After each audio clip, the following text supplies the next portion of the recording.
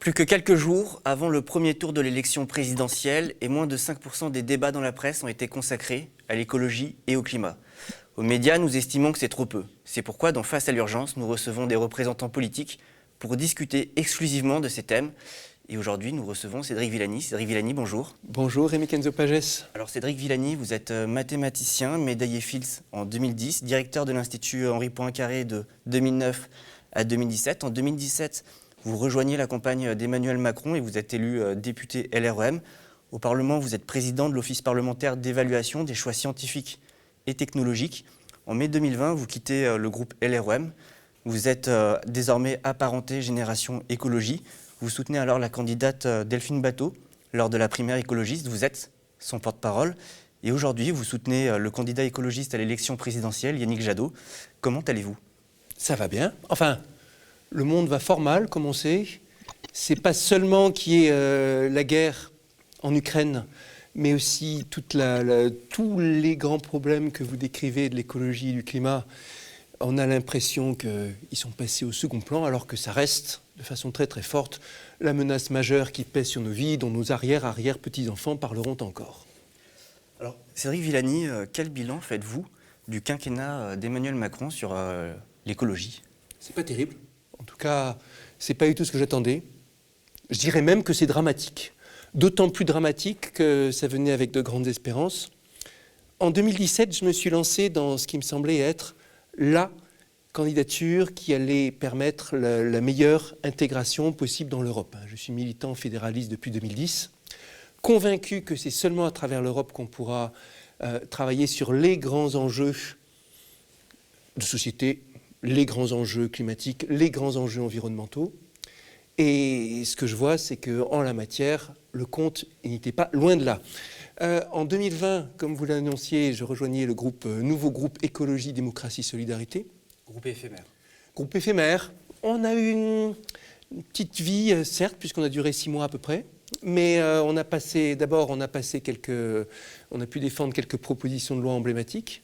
C'est dans ce contexte que j'ai présenté ma proposition de loi sur la condition animale en octobre 2020, qui a contribué à relancer beaucoup le débat autour de ça. C'est aussi dans ce contexte qu'a été lancée la proposition de loi de ma collègue Alban Gaillot sur le réaménagement de l'avortement, de l'IVG, en particulier l'extension du délai de recours à l'IVG de 12 à 14 semaines. Et donc, cette loi a finalement été votée après un certain nombre de péripéties. Donc, on peut dire que ce groupe, si éphémère qu'il ait été, il a eu un impact important. Alors, je note aussi que même après la dissolution du groupe, on était tombé à 14, ce qui était en dessous du seuil pour constituer un groupe. Voilà, du seuil de 15. 10 des 14 sont restés de façon informelle, même en tant que non-inscrits, dans ce collectif. Aujourd'hui, tous sont apparentés au pôle écologiste, soit ELV, soit Génération Écologie, soit les Nouveaux Démocrates. Et ça a continué à être jusqu'à maintenant une façon de structurer notre action publique. Il faut préciser, notamment, ce groupe était en partie l'idée par Delphine Batho, que vous soutenez, et par Mathieu Orphelin, qui a également soutenu Yannick Jadot. Mathieu Orphelin et Paola Forteza étaient président et présidente, coprésident de ce groupe. C'est là-dedans que j'ai pu rencontrer, enfin j'avais déjà rencontré, mais travaillé de près avec Delphine Batho. J'ai été séduit par sa façon d'approfondir les dossiers, donner une très grande place à la science et à l'analyse technique de tous ces enjeux. Et c'est dans ce contexte aussi que j'ai pu constater, c'est en 2020 que les grands projets de loi écologistes ont été débattus, et c'est là qu'on a pu voir que La République En Marche avait trahi tous ses engagements écologistes. Il y a eu la réintroduction des néonicotinoïdes, d'aussi emblématique s'il en est par rapport à ce qui est de la défense du vivant. Il y a eu la loi climat-résilience, alors c'était une loi fleuve, il y avait 200 articles si on compte les bis et les terres, mais le compte n'y était pas, loin de là. Ça devait être la suite logique de ce que avait proposé la Convention citoyenne pour le climat, mais la Convention citoyenne pour le climat a donné, même si ce n'étaient pas des spécialistes, même si ce n'étaient pas des citoyens a priori au préalable engagés sur le climat, a donné une réponse très forte, très à niveau sur les enjeux climatiques et environnementaux. Et parce que vous avez suivi la Convention citoyenne pour le climat. De très près, et je pense, pour le coup, c'était un geste fort du président Macron, nommer cette convention. La façon dont les propositions de la Convention ont été trahies reste un événement majeur dans ce quinquennat. C'est une expérience que vous aimeriez réitérer ? Complètement. Ce qui est fascinant dans la Convention citoyenne pour le climat, d'abord, c'est le fait qu'on arrive avec ces non-experts, alors cornaqués, avec un soutien administratif, un soutien solide, par des gens qui connaissent le droit, par des gens qui connaissent les textes, on arrive à des propositions très, très solides. Des choses qui sont vraiment à niveau par rapport à l'ampleur. Mais ce qui est encore plus fascinant peut-être, c'est quand vous discutez avec ces citoyens, ou ces conventionnels comme on les appelle. J'ai dû en rencontrer une quinzaine, une vingtaine, quelque chose comme ça. Ils ont tous été transformés par cette expérience. Ils ont passé 18 mois peut-être à discuter, réfléchir, conscients qu'ils avaient une responsabilité. D'ailleurs, lancé en politique derrière, il y en a un même William Aucan qui est candidat aux législatives. Absolument, candidat aux législatives. Il nous a rejoint à Génération Écologie, il est soutien de Yannick Jadot. D'autres se sont lancés à travers avec d'autres formations politiques. Et ils sont... Mais au-delà de ça, ils ont changé leurs habitudes, leur mode de vie. Il y en a qui sont devenus végétariens, il y en a qui ont changé leur mode de transport, il y en a qui se sont mis à être des militants du quotidien. J'en connais un dans ma circonscription, impliqué dans l'Essonne, impliqué dans la vie publique à Bièvre déjà, mais ce n'est pas le même homme avant et après. D'ailleurs, il y en a qui le charrient en disant « c'est pas possible, Hubert, depuis qu'il a participé à la Convention citoyenne, il veut sauver le monde. On a l'impression que chaque fois qu'on lui pose une question, au lieu de penser à la proximité, à sa ville de Bièvre, il pense au monde entier. » Ben oui, mais c'est ça aussi. Donc cette prise de conscience, elle est venue du fait d'avoir participé à cette convention. Et là où on a vu une convention très forte, mais après une grande difficulté à se faire entendre dans le débat public. Ils ont été accusés de tout. Il y a eu des articles dans la presse pour dire que c'était des politicards déguisés, qu'ils avaient un agenda secret, qu'ils étaient des Khmers verts ou qui sait quelles âneries on a pu entendre. On a entendu les mots-clés d'écologie punitive encore et encore et toujours. Et donc, ils se sont fait ils ne s'attendaient pas du tout à ça. Ils ont reçu un procès en insincérité, un procès en instrumentalisation. Et on a vu qu'il y a loin entre le fait d'avoir une bonne réponse et le fait de traduire quelque chose de solide au niveau du débat public et au niveau du débat parlementaire. Oui, parce qu'il faut préciser qu'ils ont été tirés au sort. Personne n'était candidat, personne n'a postulé. Tirés au sort. Au hasard, quoi. Et le mathématicien que je suis vous le dit, le tirage au sort, on ne fait pas plus représentatif. C'est la méthode qui est la meilleure pour avoir un échantillon représentatif. Alors, on va revenir sur votre soutien lors des primaires écologistes à Delphine Batho. Elle parlait beaucoup de décroissance. Alors, peut-être que vous pouvez m'expliquer aujourd'hui, est-ce que la décroissance est une solution ? Est-ce que c'est la politique écologique à mener ? Selon moi, oui. Attention, décroissance ne veut pas dire organiser l'écrasement de l'économie. Décroissance ne veut pas dire se priver de tout. Décroissance, ça veut dire d'abord quand on se fixe des objectifs. On ne prend pas le PIB comme alpha et oméga, comme bottom line, comme valeur clé, mais on se concentre sur des indicateurs tels que le niveau de santé, tels que le niveau de santé environnementale. On définit des objectifs qui sont l'essentiel. Et ensuite, décroissance, c'est avant tout la décroissance organisée, planifiée dans un contexte de justice sociale, décroissance organisée des consommations de matière et d'énergie, avec la certitude que de toute façon, la croissance exponentielle que nous avons vécue ces dernières décennies en termes d'exploitation de ressources, de consommation d'énergie, est quelque chose qui n'est ni souhaitable, ni soutenable, ni générateur de bien-être. Ça, c'est la décroissance. Et c'est un courant de pensée.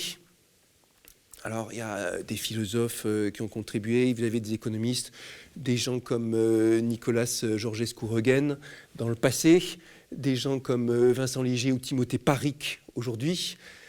Ça vient avec des réponses solides. D'abord, un constat, on regarde en face quel est l'état de nos ressources, quel est l'état de nos problèmes.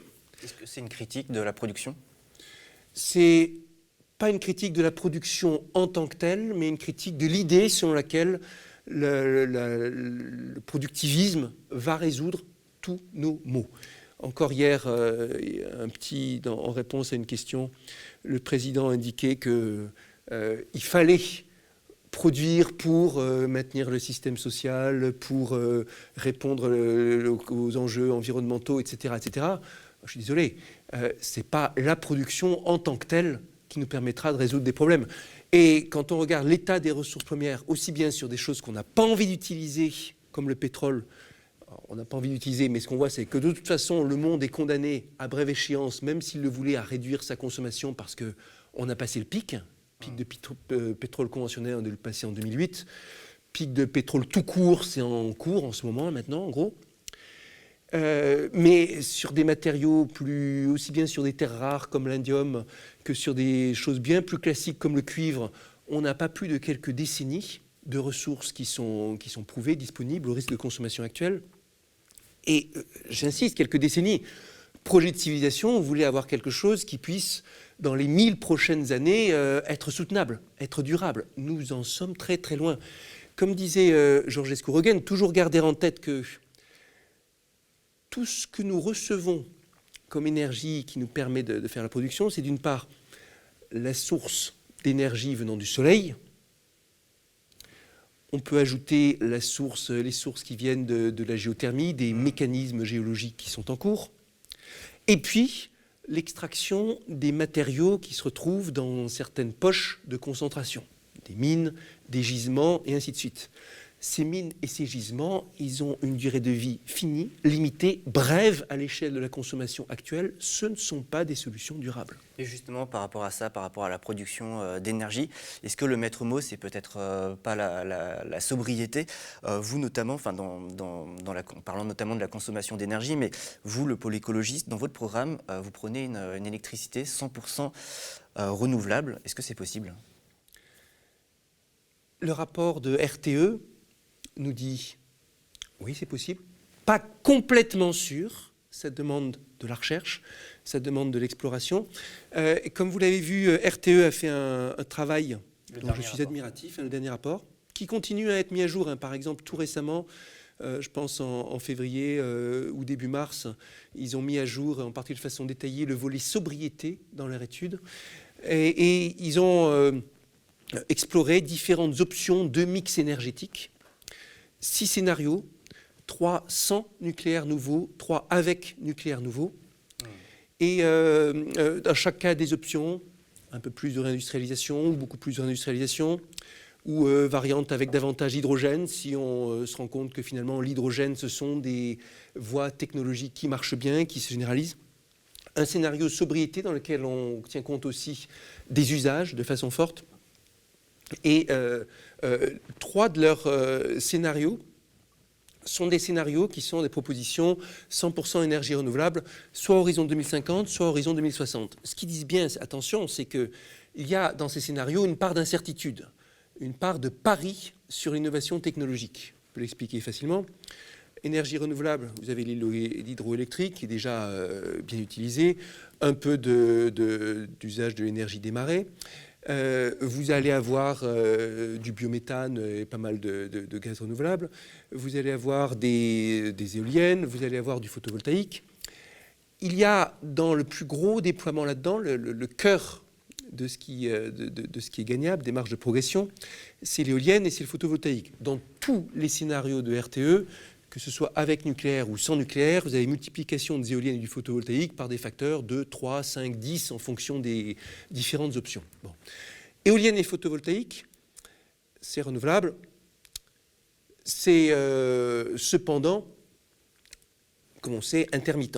Le jour où vous n'avez pas de soleil, pas de vent et une pointe de consommation, comment vous faites ? Pour ça, il vous faut un mécanisme de stockage d'énergie ou des mécanismes qui permettent de lancer des pointes d'énergie à la demande quand il faut. Dans un scénario 100% renouvelable, il faut que ce soit le gaz renouvelable qui remplisse ce rôle. Ça veut dire des centrales à gaz renouvelable de façon forte, déployables, utilisables en temps réel à la demande. Est-ce que c'est faisable ? Peut-être.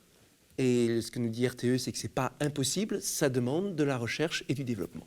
Vous avez parlé des éoliennes, mais justement, par rapport à ça, en plus de 7 parcs d'éoliens à venir en mer, vous souhaitez déployer 3000 éoliennes terrestres supplémentaires avant 2027. Bon, les éoliennes sur terre et sur mer aussi d'ailleurs, c'est un petit peu un sujet polémique là. Comment vous allez choisir les sites d'implantation des éoliennes ? Il y a une composante démocratique qui correspond à l'acceptation, voire la demande par les collectivités locales, par les citoyens. Et en la matière, il ne faut surtout pas forcer les choses quand c'est quelque chose qui est rejeté. Il y a une composante technique. Les éoliennes, bien sûr, il faut les installer en priorité là où les conditions de vent sont les plus favorables, là où ça s'accommode bien des usages. Et évidemment, il y a le terrestre, il y a l'éolien en mer proche des côtes et il y a l'éolien en mer loin des côtes. En particulier l'éolien flottant. Tout le monde attend avec impatience qu'arrive le flottant.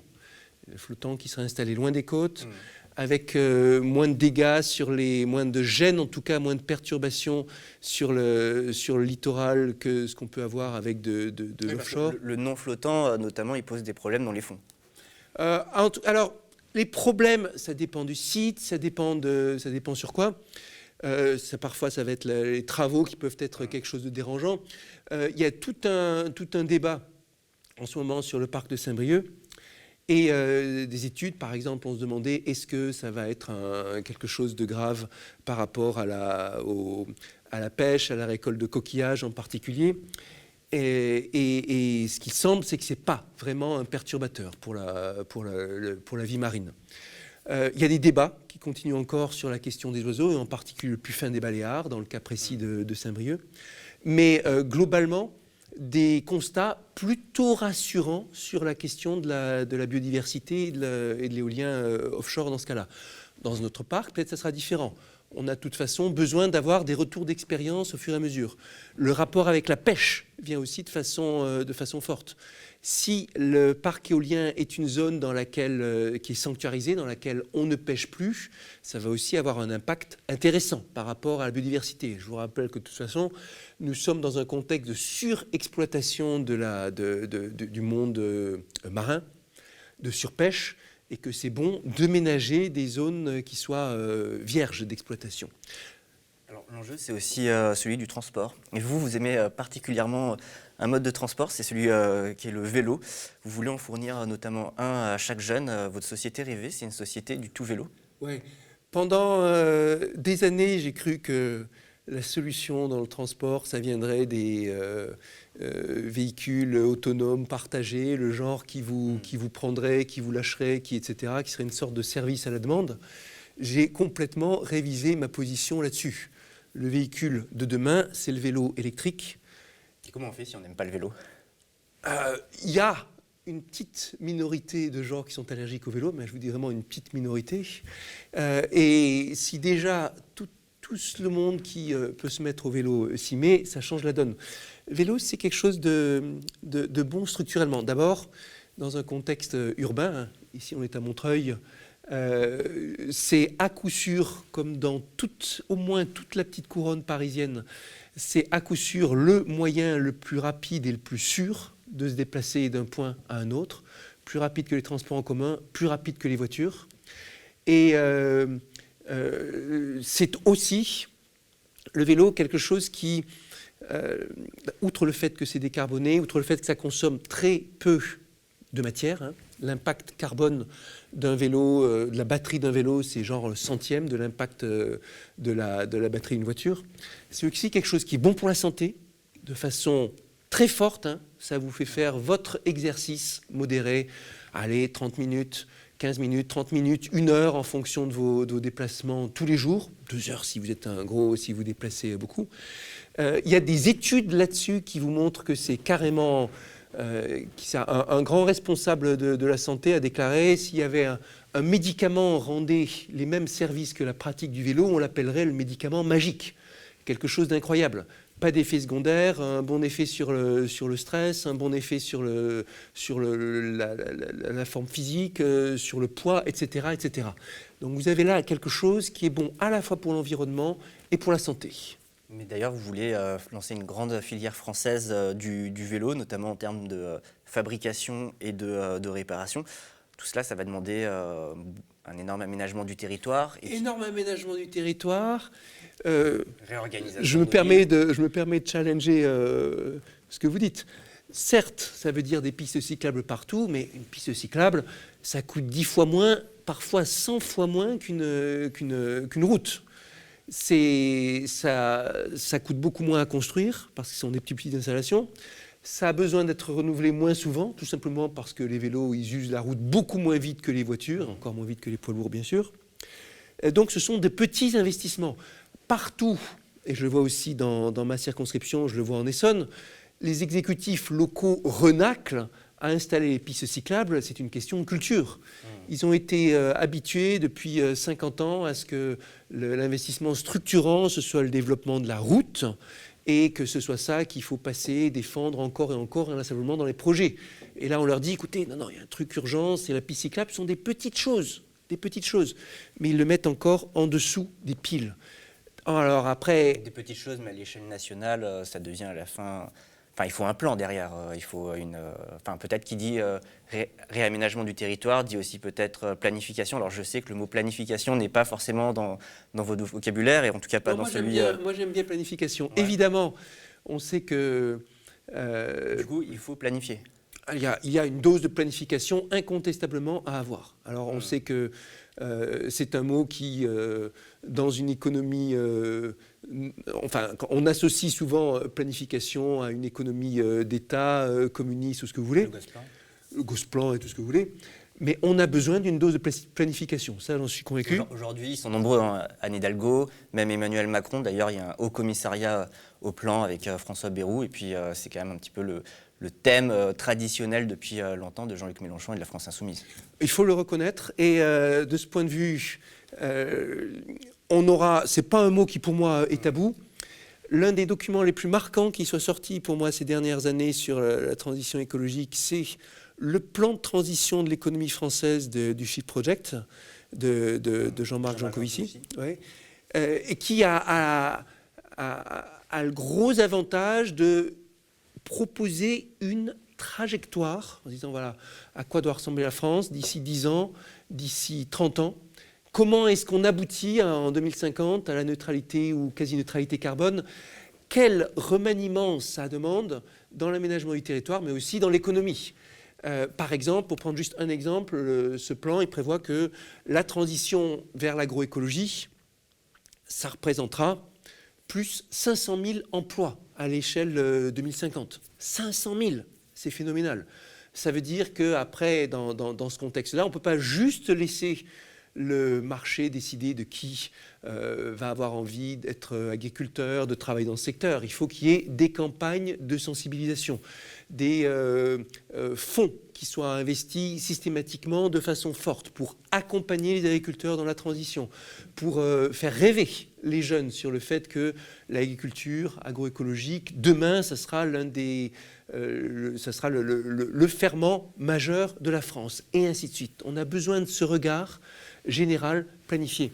Planification à partir du moment où vous dites il faut qu'on aille tous ensemble, qu'on aboutisse à un échelon, à quelque chose qui soit zéro carbone, à quelque chose où le comportement soit vertueux globalement, on n'y échappe pas. Cependant, il ne faut surtout pas croire que quelqu'un va juste donner le plan et que tout le reste va suivre. Vous avez besoin d'adhésion de la part des citoyens, vous avez besoin de démocratie et de discussion. Tout à l'heure, on parlait de la Convention citoyenne pour le climat. Je suis très favorable à ce qu'il y ait des conventions locales dans les territoires qui permettent justement de s'approprier les enjeux, qui permettent des discussions dans la presse locale, dans les institutions. On se dit, ah, voilà, les citoyens, ils ont réfléchi, ils proposent ça. Et cette adhésion sur le terrain, elle fera beaucoup pour que les choses se fassent effectivement. Dans le cas de l'économie historique, soviétique, planifiée, il faut se souvenir que dans les années 50, grâce à la planification et grâce aux techniques mathématiques qui allaient avec, particulier le travail de Leonid Kantorovitch, quelque chose qui me parle beaucoup. J'ai travaillé sur ces théories de transport optimal pendant des années. Beaucoup d'économistes pensaient à travers le monde que l'économie soviétique allait devenir la première du monde. Il y avait cette peur de la part des économistes occidentaux. Là, ils ont une économie planifiée, ils vont pouvoir faire les choses de façon optimale. Ils seront bien mieux que nous. Il y a eu un bond économique. Hein. Il y a eu un bond économique au début. Ouais. Il y a eu au début un bond économique incontestable. Et puis après, ça a stagné. Et puis après, ça s'est écroulé.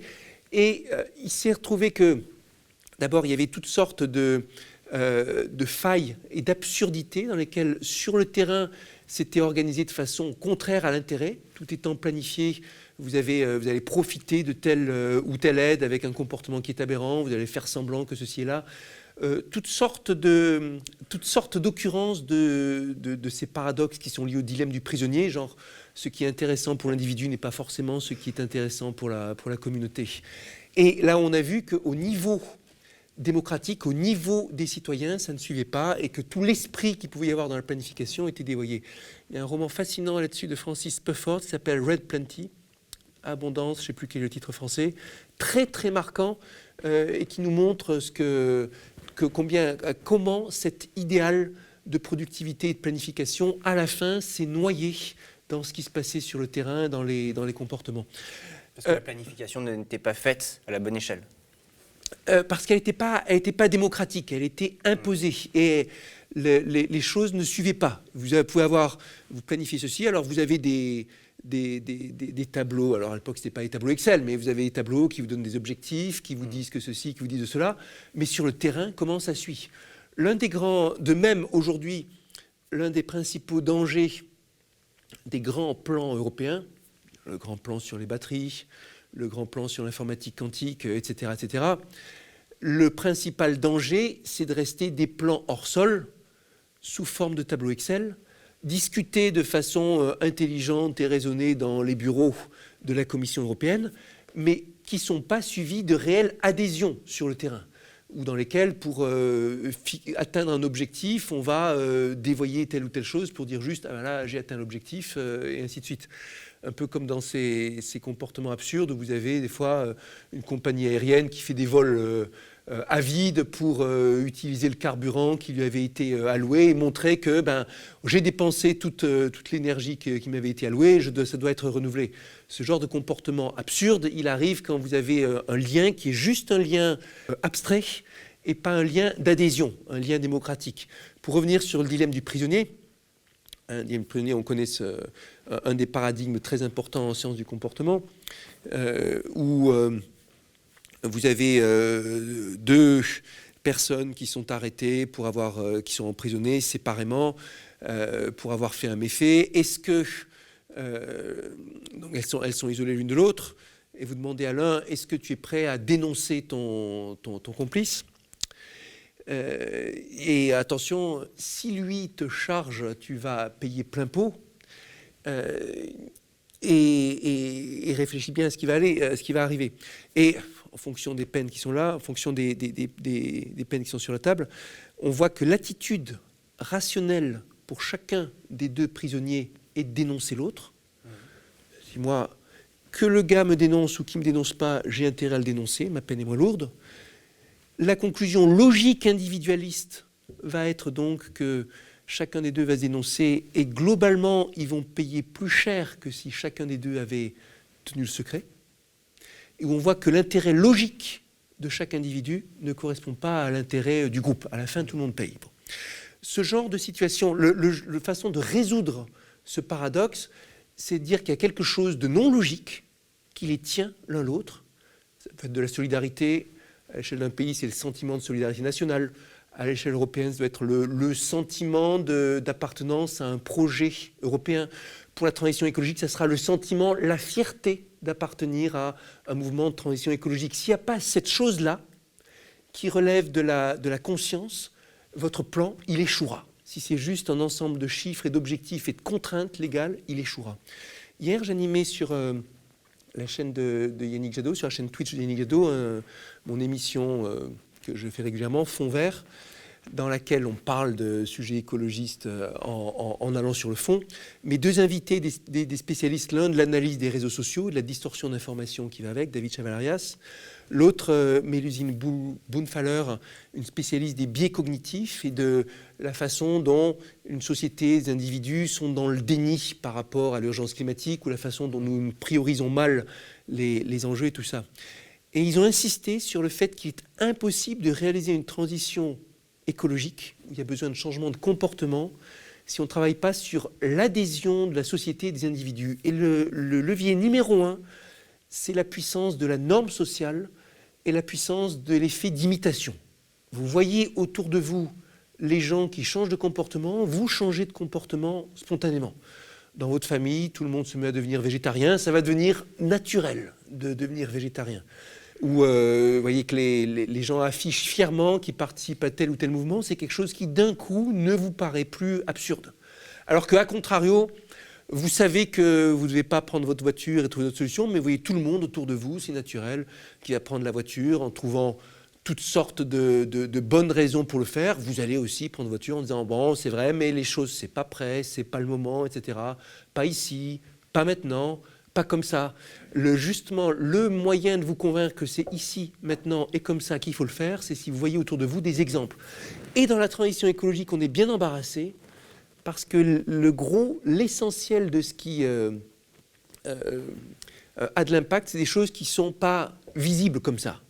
Vous voyez quelqu'un, vous voyez la façon dont il s'habille, ce n'est pas directement quelque chose qui a trait à l'impact écologique. Vous ne savez pas, ce n'est pas marqué sur son front, s'il prend l'avion tous les mois ou si c'est un usager du vélo, et ainsi de suite. Mais pourtant, la question de la planification, elle n'est pas forcément, c'est pas forcément un thème qui est porté, en tout cas, il n'est pas porté dans le programme de Yannick Jadot. Mais là, ce que vous me dites, c'est que enfin, à titre personnel, en tout cas, vous reprenez un petit peu cette question de la planification. Bon, on l'a vu pendant les primaires écologistes, certains en ont un petit peu parlé, mais finalement, là, vous vous ralliez quand même à cette idée de planification écologique aussi telle qu'elle est portée, par exemple, par la France Insoumise. Une dose de planification, ça va être ça. Si vous lisez, alors il y a des questions de sémantique, de mots et ainsi de suite, mais si vous lisez la réponse très détaillée que l'équipe de campagne Jadot a faite à notre affaire à tous, hein, il y a plus de 30 pages sur la façon dont la France doit, tout ce qui doit être mis en œuvre pour aller, pour être au rendez-vous des objectifs zéro carbone 2050. Il y a beaucoup d'esprit de planification, sans conteste. Mais on peut se dire tant de milliards là-dessus, tant de milliards là-dessus, tel objectif là-dessus, tel objectif là-dessus, et ainsi de suite. On peut se dire que la planification, c'est le minimum pour des réformes structurelles, parce qu'on peut se dire qu'aujourd'hui, étant donné la crise écologique et climatique qui est déjà là, hein, qui est déjà en cours, le reste, c'est peut-être du cosmétique si on n'est pas sur des réformes structurelles et sur des aménagements profonds de la société, des aménagements du territoire, de la planification sur notre économie, etc. Cela, nous en sommes convaincus. Et on a tous en tête, en tout cas, l'un des chiffres qu'il faut garder fortement à l'esprit, qui a été argumenté de façon convaincante par les gens de Carbone 4, l'agence d'analyse spécialisée dans l'évaluation carbone de Jean Covici, de Grandjean, c'est que la décarbonation de la société, c'est 1/4 de comportement individuel, 3/4 de changement structurel, collectif.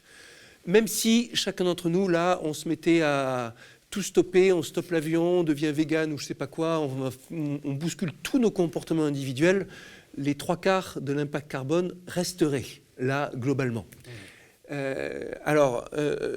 Sauf que si tous, dans nos comportements, on se mettait à changer les choses, ça ferait une pression sur le politique considérable. On est en démocratie, on sait que les politiques, ils bougent quand ils sentent que la société bouge. Et quand ils sentent qu'il y a une pression citoyenne, associative, qui s'exerce sur ces enjeux de société. Ce sur quoi nous insistons, ce sur quoi la campagne Jadot insiste maintenant, c'est que planification sans démocratie et sans débat citoyen est vouée à l'échec. Parce qu'il n'y aura pas l'adhésion, il n'y aura pas la mise en œuvre, ça ne suivra pas, on se retrouvera dans les mêmes travers que ce qu'on a connu dans l'économie soviétique dans les années 60, 70, 80, avec une planification qui, sur le papier, faisait du sens et sur le terrain était inappliquée. Alors, sans transition, je vais passer à un autre sujet. Vous voulez 40% d'aires protégées sur le territoire terrestre. Est-ce que pour protéger ces aires, vous augmenterez les moyens des agents sur le territoire, sur le terrain? Nous avons, dans le programme de Yannick Jadot, il y a 25 milliards par an d'investissement sur un ensemble sur la transition écologique. Sur ces 25 milliards, il y a des moyens supplémentaires pour les collectivités et en particulier pour favoriser tout ce qui est vertueux dans la transition écologique. Il y a 10 milliards par an sur la rénovation des bâtiments avec un objectif 10 fois plus un rythme 10 fois plus rapide que maintenant. Il y a des milliards sur la transition agroécologique avec du rachat de dettes des agriculteurs en conventionnel pour leur permettre de se lancer dans le bio, avec des plans de soutien à la baisse des intrants, que ce soit les engrais de synthèse ou les pesticides, etc., etc. Et oui, des moyens supplémentaires pour ces aires protégées. Et pour les agents sur le terrain, donc, parce qu'aujourd'hui, c'est un grand sujet. On a vu les moyens du ministère de l'écologie, de la transition écologique, ils baissent.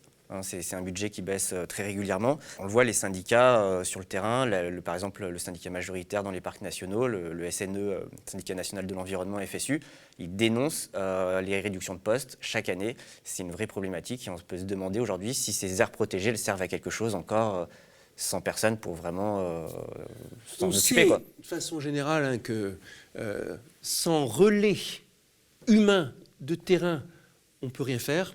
Ça vaut aussi bien pour les aires protégées que pour l'enseignement mathématique dans ce pays ou même la transition ou la bonne gestion de l'information sur les réseaux sociaux. Et évidemment, nous avons besoin davantage de moyens et davantage de personnel dans les parcs, dans les aires protégées. Alors, on a besoin de renforcements légaux aussi, et on a besoin davantage de zones protégées. Dans ma circonscription, il y a une zone de protection naturelle, agricole et forestière, la ZPNAF comme on dit, obtenue de longue date, de longues luttes entre les associations et l'État dans le cadre du développement du regroupement Paris-Saclay. Le statut est pas mal, le statut demande pourtant à être renforcé. J'ai porté ça en vain au Parlement sur la reconnaissance de la charte d'animation, sur la reconnaissance du fait qu'il y a une équipe chargée de l'animation. Et ce genre de formule a vocation aussi à être généralisé dans le territoire. Il y a différents niveaux de protection des aires à travers la France. Celle qui est vraiment solide, c'est la plus solide, celle des parcs nationaux. Mais il y a tout un ensemble, toute une gamme de protections qui ont globalement besoin d'être renforcées et généralisées. Et je suis heureux que vous alliez sur le terrain des parcs, des réserves, de la protection. Quand on pense environnement, aujourd'hui, tout de suite, on pense climat. Les rapports du GIEC, qui sont vraiment une grande aventure scientifique extraordinaire, un consensus mondial scientifique, et puis qui, en 30 ans d'existence, ont progressé dans la pédagogie, dans le consensus, dans l'analyse, dans les prédictions. Et puis le fait que ce soit tellement important les questions climatiques, c'est un truc qui marque. Et encore aujourd'hui, là, ouais. on a un épisode de gel dont on se dit bien qu'il va être dramatique pour les cultures, pour les récoltes. Maintenant, attention, du gel en avril, c'est pas forcément de la neige en avril, c'est pas forcément quelque chose de grave en soi. C'est quelque chose qu'on voit de longue date. Ce qui est grave, c'est que juste avant, il y a eu un épisode chaud où on était en t-shirt dans les rues et tout ça. L'épisode chaud arrive. Vous avez le débourrement qui arrive, les bourgeons qui sont là, qui se sentent plus, qui se disent voilà, c'est le printemps, et puis après arrive le gel qui vous tue tout. Donc c'est bien une question de dérèglement, et c'est bien derrière la question du réchauffement aussi, et le fait qu'on va avoir davantage d'épisodes extrêmes, de chaleur, de froid, de pluie qui seront plus concentrées et autres. Donc ça, on y pense très très fort. Mais l'autre grand pilier de la catastrophe écologique en cours, c'est le vivant. C'est la biodiversité, c'est la protection. L'effondrement de la biodiversité, notamment. L'effondrement de la biodiversité. Et c'est pas du tout moins inquiétant que le climat.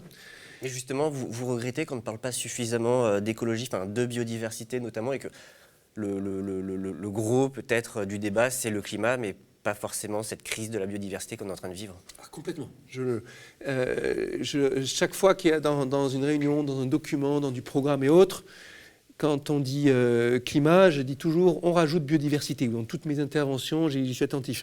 En fait, si on veut être complet, selon moi, sans prétendre à originalité, il y a la question climatique, la question de biodiversité, la question des ressources et la question de la pollution. Ce sont les 4 grands cavaliers de l'apocalypse de l'effondrement qui est en cours et contre lequel il convient de résister du plus fort. Mais les questions de préservation de la biodiversité ne sont pas du tout moins inquiétantes. On parle d'1 million d'espèces menacées à travers le monde, peut-être 10% des espèces ou quelque chose comme ça.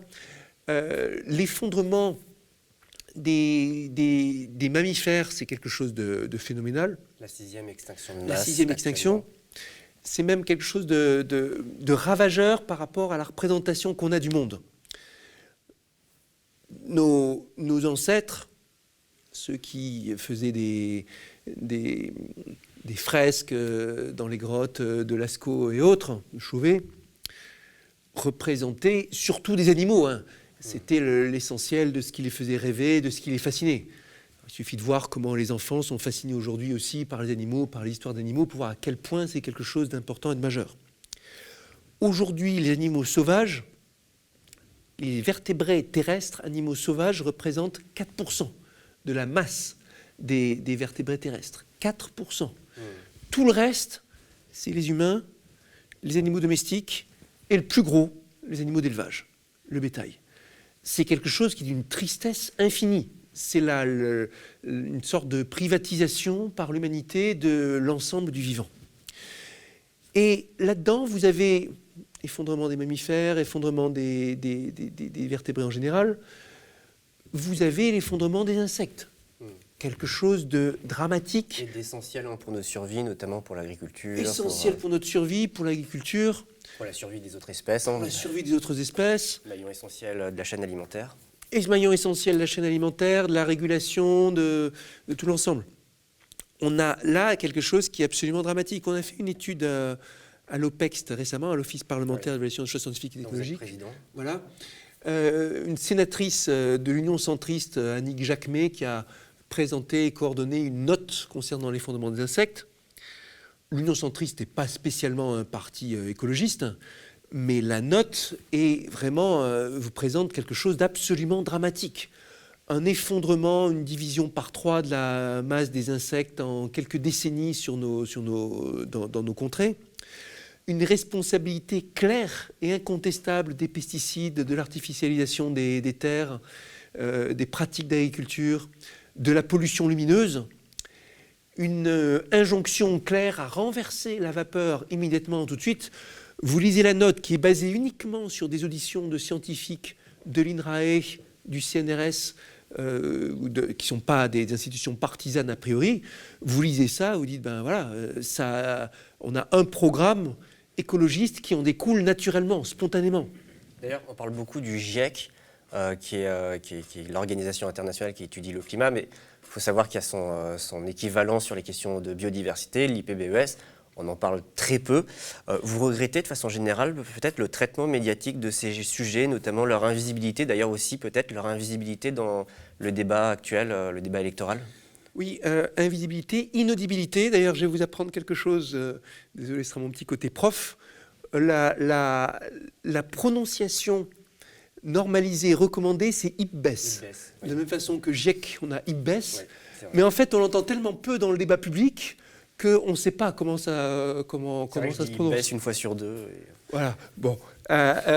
Et l'IPBES, alors, travaille dans des conditions plus difficiles que le GIEC, parce qu'on ne sait pas combien il y a d'espèces sur Terre, parce que les causes d'extinction, dans le cadre du GIEC, l'ennemi majeur, c'est le carbone, bon, aussi le méthane, les gaz à effet de serre en général, mais c'est un ennemi très bien identifié. Dans le cas de l'IPBES, les causes d'extinction des espèces, c'est plus varié. Il y a la surexploitation, il y a la pollution, il y a l'utilisation des terres, il y a le réchauffement climatique, qui est aussi l'un des piliers des fondements d'espèces. Vous avez les espèces invasives qui viennent aussi, donc vous avez quelque chose de plus varié. Et ils travaillent dans des conditions plus difficiles, leurs rapports sont beaucoup moins précis, leurs propositions sont beaucoup moins claires. Le chiffrage des budgets, on sait maintenant à peu près combien coûte une politique climatique, alors qu'une politique de biodiversité à l'échelle mondiale, c'est beaucoup moins clair. Vous avez des estimations très, très, très fluctuantes par rapport à ça. Mais on devrait en parler. Alors pour le coup, vous disiez tout à l'heure, on a consacré 5% de notre temps de débat.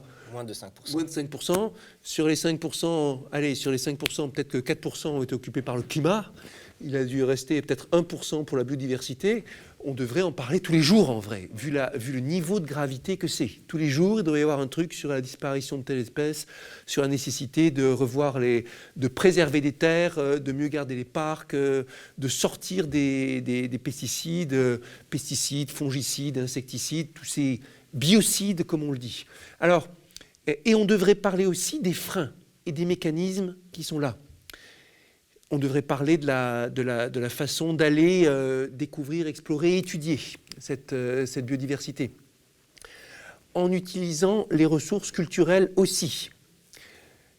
Pourquoi je dis ça? Parce que, vous vous souvenez quand Don't Look Up est arrivé, ce film... Justement, j'allais vous en parler. Voilà, on va venir sur Don't Look Up. Et ce que disait le réalisateur, c'est on voit que les scientifiques et les politiques, pour l'instant, ont échoué, au sens où les scientifiques ont réussi à faire des prédictions fiables, à montrer que ce n'était pas du pipeau, que les trajectoires de réchauffement climatique ont été confirmées et tout ça. Le film met en lumière la frustration vraiment de la communauté scientifique à l'égard du politique. La frustration de la communauté scientifique à l'égard du politique. Et d'ailleurs, Valérie Masson-Delmotte, grande star du GIEC, coprésidente du groupe 1 absolument du climat, celui qui s'occupe juste de l'échelon physique, a dit, après avoir eu le film, j'ai jamais ressenti une description aussi précise, aussi juste, de la frustration qu'on ressent quand on est scientifique, qu'on alerte et qu'on voit qu'après rien ne se passe. Et le réalisateur du film disait peut-être que justement un film, un objet culturel, ça peut aider à cette prise de conscience et à ce que les politiques s'en emparent. C'est vrai pour le climat, c'est vrai aussi pour la biodiversité. On a eu tout récemment la Panthère des Neiges, film extraordinaire à la recherche de la beauté de cette Panthère des Neiges qui est fragile, magnifique et ainsi de suite. Nous avons eu un des films qui m'ont le plus marqué dans toutes les dernières années. Je ne sais pas si vous voyez auquel je fais parler, ce film qui parle du poulpe, la sagesse du poulpe, My Octopus Teacher. Un film extraordinaire, d'une histoire forte, très personnelle, empathique entre un humain et une pieuvre, une histoire vraie, et l'humain qui vous raconte comment est-ce que, un contexte personnel difficile, au fur et à mesure de plongée, d'exploration et de voir, de rencontrer et de devenir proche de cette pieuvre, vraiment il a redémarré dans la vie. Vous avez aussi, tout récemment, le magnifique film Goliath, qui pour le coup parle le pesticide. Dans le film, il parle de tétrazine, c'est un mot standard, on va dire, qui peut vouloir désigner, c'est un pesticide imaginaire qui pourrait être soit le chlordécone, soit le glyphosate, soit encore un autre, mais en tout cas une substance, et derrière sont décortiqués tous les mécanismes de lobbying qui font que ça n'aboutit pas, que les bonnes mesures pour en sortir ne se font pas. Le rôle des marchands de doute, le rôle de la façon de diluer l'information, de noyer le poisson, les contre-recherches scientifiques, la viscosité de l'ensemble de l'appareil d'État, etc., etc. Ce genre de film a potentiel à changer les choses dans le débat de société, au moins aussi fortement que le débat politique proprement dit. Mais justement, moi je voulais vous poser cette question, notamment par rapport à ce film Don't Look Up. Il y a cette frustration de la communauté scientifique. Vous qui êtes mathématicien, qui venez de ce monde de la recherche, vous qui êtes donc un scientifique, on vous écoute suffisamment? Oui et non. Oui et non parce que écouter, c'est pas mal. J'ai eu la présidence de l'Office parlementaire scientifique, comme on disait. La présidence, je l'ai réobtenue. Hein, j'ai été élu brièvement président à mon élection en 2017. Brièvement, tout simplement parce que la présidence passait de l'Assemblée au Sénat peu de temps après. C'est vice-président. Voilà. Avec Gérard Longuet. Avec Gérard Longuet. Et 3 ans plus tard, quand la présidence est revenue à l'Assemblée, j'étais un nouveau candidat. Cette fois, j'étais plus dans la majorité présidentielle. J'étais dans le groupe Écologie, Démocratie, Solidarité. J'étais pas du tout majoritaire, pas soutenu par la majorité. Mais j'ai été élu parce qu'avec les voix du Sénat, avec les voix de l'opposition de gauche, les voix de l'opposition de droite, y compris par des gens venant de formations politiques traditionnellement pas du tout moteurs, pas du tout motrices. J'emploie des euphémismes dans la transition climatique. Par exemple, les LR ont été, quand on a vu le débat parlementaire sur le climat, ont été une force de frein extraordinaire en cherchant à vraiment abaisser toute l'ambition climatique et tout ça, bien pire encore que le gouvernement pour le coup. Pourtant, ils ont voté pour moi. Gérard Longuet, le vice-président, et LR. Et LR, voilà. Ils ont voté pour moi, convaincus que j'organiserais le débat de façon objective, résolue, et qu'on aurait des rapports qui soient aussi solidement que possible adossés sur la science. De ce point de vue-là, ils m'ont fait confiance. Et de ce point de vue-là, il y a une écoute à chaque fois, les rapports de l'OPEC sont discutés, écoutés, etc. Le problème, je dirais, il est même après. Il n'est pas dans le fait d'écouter, dans le fait d'arriver à parler. Il est dans le fait que ça entraîne une action. Et dans si vous voulez, dans le fait qu'il y a comme psychologiquement l'ensemble du système qui se disent « allez, on y va ». Qu'est-ce qui se passe quand le rapport du GIEC sort ? Que dit le gouvernement ? Est-ce que le gouvernement conteste le rapport du GIEC ? Pas du tout. Est-ce qu'ils disent que c'est un problème grave ? Oui. Est-ce qu'ils disent qu'il faut prendre des mesures fortes ? Oui. Est-ce qu'ils prennent les mesures fortes après ? Non. Ce n'est pas tellement une question d'écoute qu'une question d'action et de se motiver, d'oser prendre les mesures fortes. Ça a été pour moi une forte leçon, je dirais, et ça a fait partie de la façon des raisons pour lesquelles je suis sorti de la majorité. Quand je défendais des propositions de loi telles que sur la condition animale, et où je disais sortie de l'élevage intensif, dans la foulée du référendum pour les animaux, avec sortie de l'élevage intensif à horizon 2040, sortie de l'élevage en cage à horizon 2025, etc., etc. Et on voyait, avec tous les arguments à l'appui, et je voyais des gens dans la majorité qui disaient « oui, effectivement, il faudrait faire ça, oui, c'est convaincant, oui, c'est solide ». Bien informé, tout ça. Mais au moment de passer à l'acte, non. Non, mais c'est trop dur de passer à l'acte maintenant, on va se fâcher avec un tel, il faut prendre plus de temps, l'heure n'est pas venue, etc. D'accord avec vous, mais disant, oui, on va le faire, mais pas maintenant, pas ici, pas comme ça. Parce que vous parlez de l'élevage intensif, mais justement, c'est quelque chose de... La sortie est préconisée par le GIEC. La sortie, bien sûr. La sortie est préconisée par le GIEC pour plusieurs raisons. D'abord, globalement, l'humanité consomme trop de viande, hein. Les rapports de l'IDRI vous disent qu'à l'échelle européenne, si on veut passer à l'agroécologie, il faut diminuer par 2 ou 3 la consommation de viande. Le fait qu'on ait un cheptel bovin trop important à l'échelle mondiale, ça a des effets importants sur le bilan méthane. Ouais. Mais aussi, rien que la production de viande, ça exploite beaucoup de surface agricole. On dit que si cette surface agricole est directement exploitée pour la consommation humaine, le rendement est bien meilleur. Donc, globalement, il faut sortir de là. Sortir de l'élevage intensif. Et des gens vous disent, on est d'accord, on comprend les arguments. Je prends un autre exemple. Le glyphosate, pour revenir sur ce qu'on évoquait sur Goliath. Dernier débat parlementaire sur le glyphosate, en commission des affaires économiques, celle où je siège, et celle où, j'en suis convaincu, qui est la plus pertinente pour les enjeux écologiques, parce que les vrais obstacles, ils sont de nature économique. Il faut réarranger les intérêts, revoir. Il y a des gagnants, des perdants. Il y a les questions de justice sociale qui viennent avec. Donc c'est vraiment au niveau de l'économie que se situent les obstacles. Et donc dans ce débat sur la question du glyphosate, bon, à part peut-être les LR, personne n'a soutenu que le glyphosate était inoffensif pour la santé. Tout le monde a dit, je vais le dire de façon crue, ouais, c'est une saloperie le glyphosate. Moi, j'ai même argumenté que si on veut être cohérent, c'est quelque chose comme 80% des molécules qui sont aujourd'hui utilisées dans les biocides qu'il faut interdire. Et que ça sera une conséquence logique du changement des règles à l'EFSA, l'agence européenne qui s'occupe de la mise sur le marché des produits phytosanitaires et des autres produits.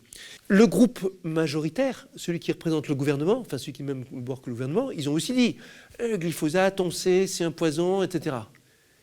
Mais on ne peut pas sortir parce qu'il n'y a pas de produit de remplacement, parce qu'on ne sait pas maintenir le rendement si on sort du glyphosate, etc. Donc à la fin, ils ne discutent pas le constat, ils entendent la voix du scientifique, mais c'est pour des raisons économiques, pour des raisons de courage, de chambouler les choses, qu'ils ne se lancent pas. Ça a été une leçon pour moi, parce que ce que j'ai compris dans les débats, c'est que vous pouvez...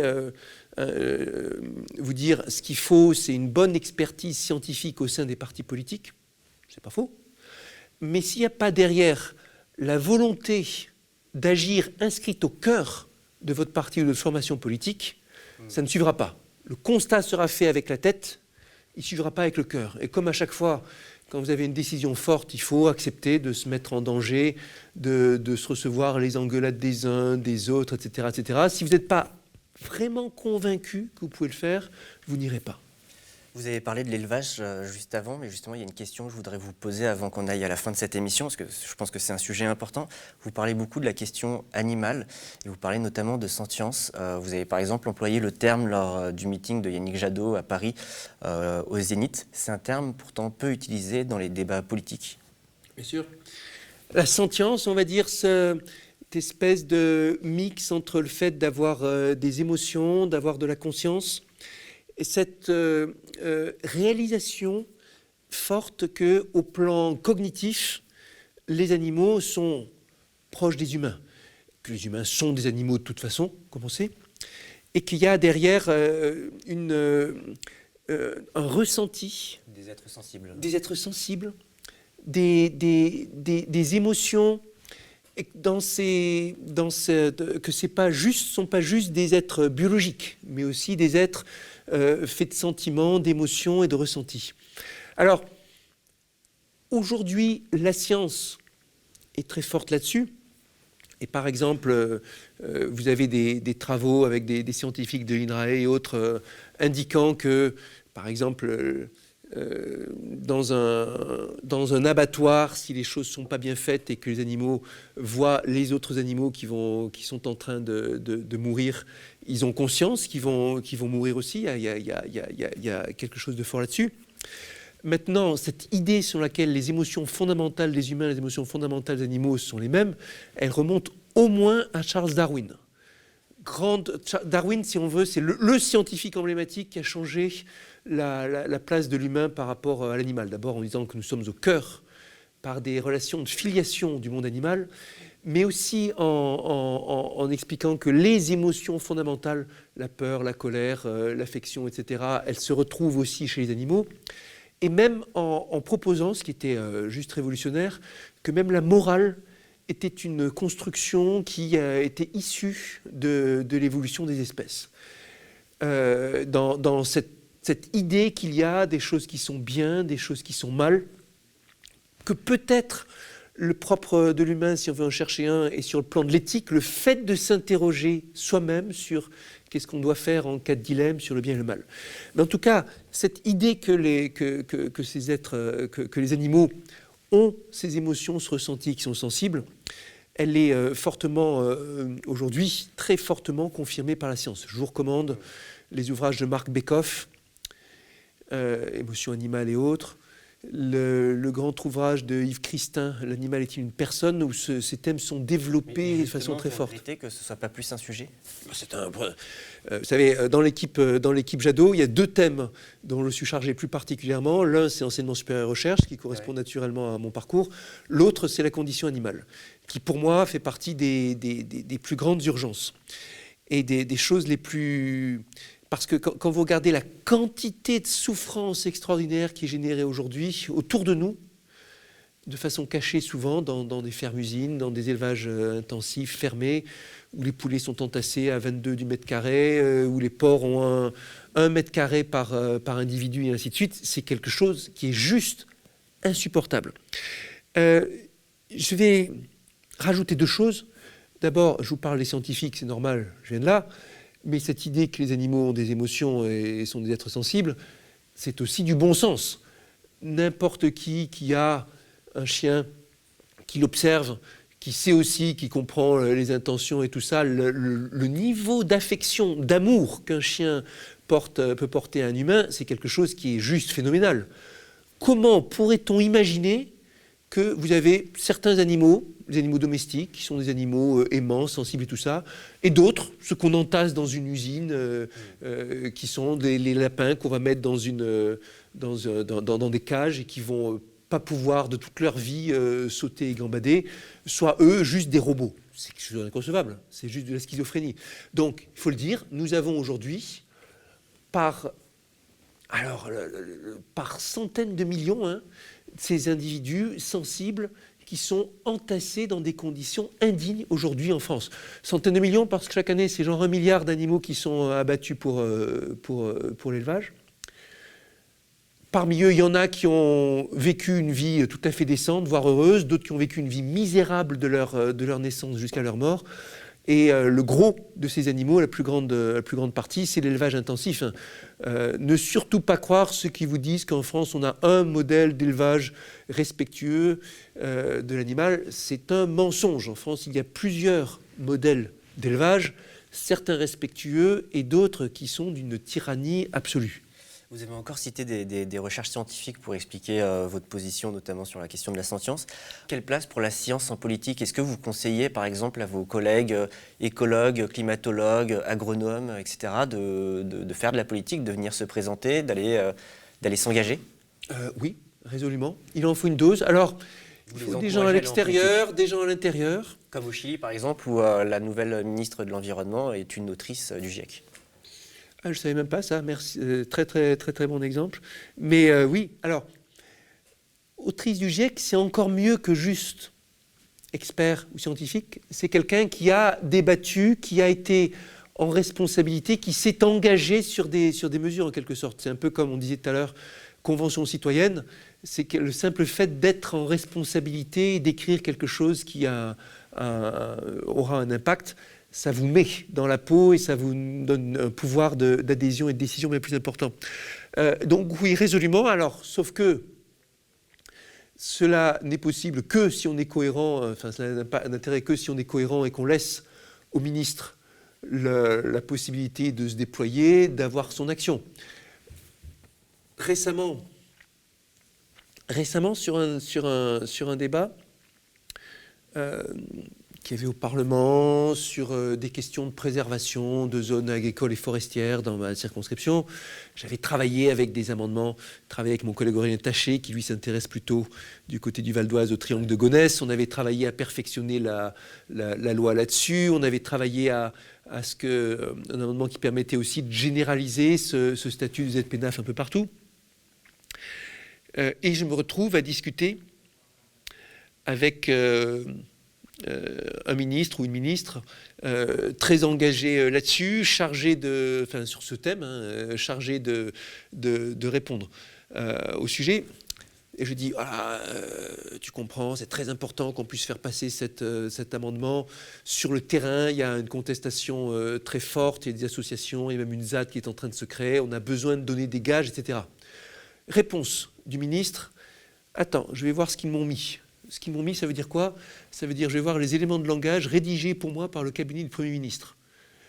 Évidemment, si vous vous retrouvez dans un régime où le ministre récite des éléments de langage qui sont définis par un cabinet de techno à Matignon, ça n'a aucun intérêt d'avoir quelqu'un qui est scientifique, qui est expert du GIEC ou ce que vous voulez. Donc il y a aussi une question là derrière de où est le pouvoir et à qui on donne la responsabilité. Quand on parle d'action gouvernementale et l'État, on pense au gouvernement, on pense au président, on pense trop au président.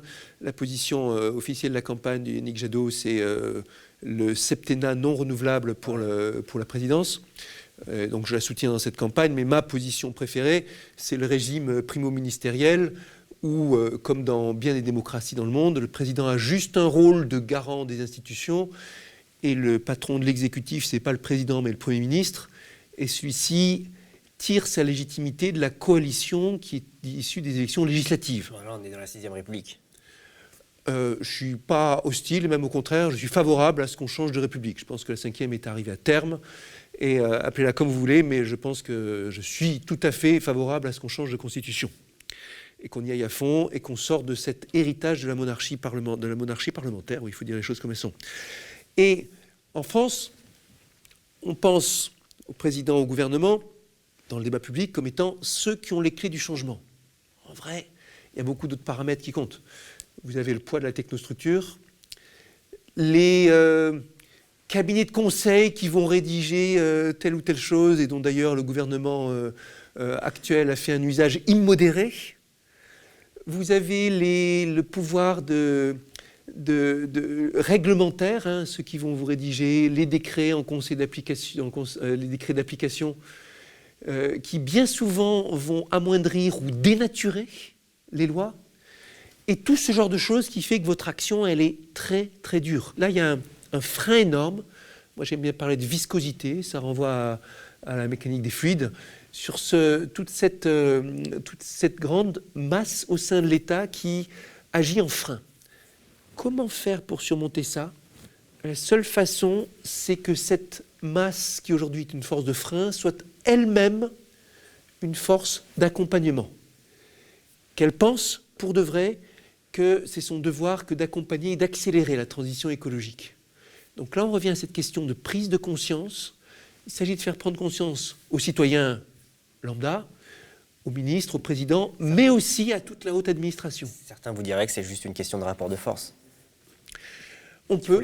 Alors, il y a du rapport de force là-dedans, mais ils sont tellement, ça représente une couche tellement puissante que, à mon avis, on pourrait s'épuiser dans le rapport de force avant d'aboutir. Il faut du rapport de force, oui, mais il faut aussi de la prise de conscience. De la même façon que, pour revenir à ce que je disais tout à l'heure, il faut de la planification, mais il faut aussi de l'acceptation, de la prise de conscience démocratique et du débat citoyen sur la mise en œuvre.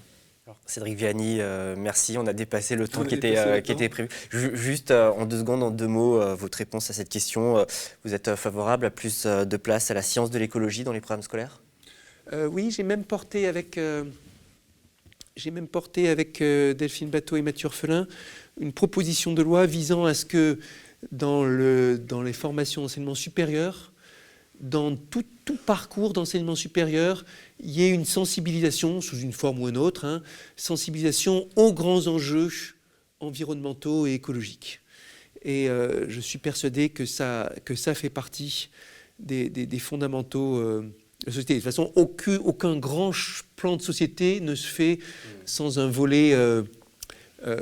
sans un volet qui a trait à l'instruction. Aucun empire ne se construit sans un volet qui est lié à l'éducation et à l'instruction.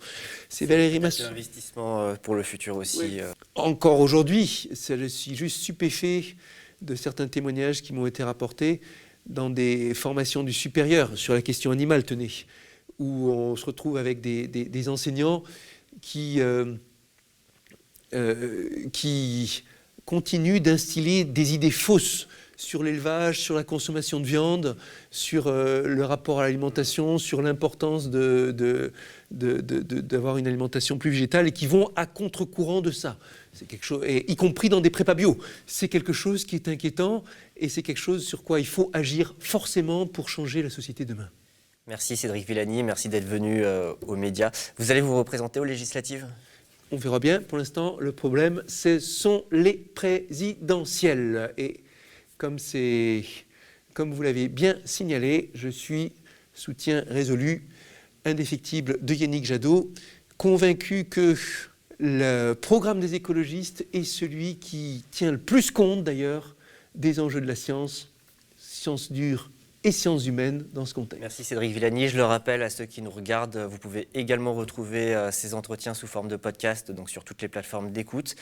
N'hésitez pas à nous soutenir, à liker ces vidéos, à les commenter, on vous lira également. Et puis bien sûr, partagez autour de vous. C'est comme ça aussi qu'on fera connaître un petit peu le média et ses entretiens et l'émission Face à l'urgence. Merci encore d'être venu sur le plateau du Média. Merci Rémi Kenzo Pages et bravo pour le sérieux et la solidité de votre préparation. Bravo aux médias, bon courage, tous mes vœux. Merci.